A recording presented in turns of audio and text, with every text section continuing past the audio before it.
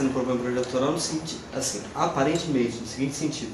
O texto aparece sem recorte, sem a mediação do autor, aquele que assim, meio que organiza o texto e assim, coloca suas metáforas, aquelas imagens belas e tal. Não, você coloca ali, pumba. O texto parece que não tem uma edição, não tem essa mediação do autor, assim, à primeira vista, né? Que fica a questão do autor, assim, como você pensa essa instância da narrativa do autor na sua ficção? Pois é, eu sempre procurei ter um narrador em cada livro meu. Assim, primeiro eu procurei cada um ter uma linguagem diferente, uma música diferente, vamos dizer assim. Eu acho que dos 3 livros que eu já lancei, agora vai sair o 4º, cada um eu tentei dar uma música diferente. Então, por exemplo, O Amor é um livro sem narração, sem narrador mesmo. Ele é quase uma sequência de substantivos, adjetivos e verbos. Ele não tem, ele não pensa a si mesmo, né? Como você mesmo disse, ele vai. Eu tirei.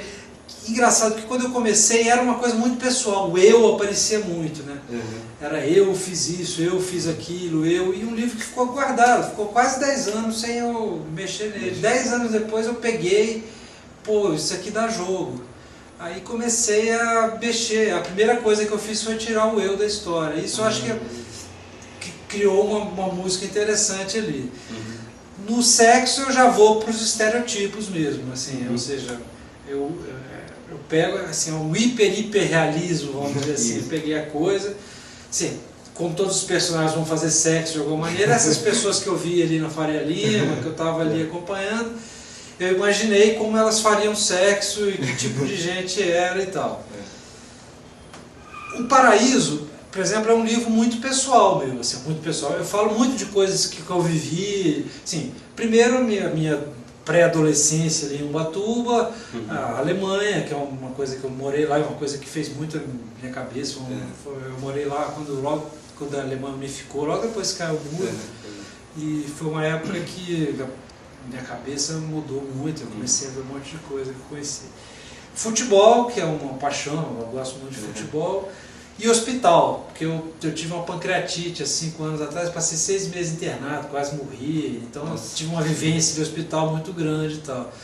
Então, mas claro, eu procurei me tirar da história e tal, mas o Mané mesmo, claro, não foi naquele nível ali que o Mané sofreu, foi bem mais leve do que aquilo tudo, mas eu passei por experiências muito parecidas, essa coisa mesmo, assim, o Mané era muito pobre, né?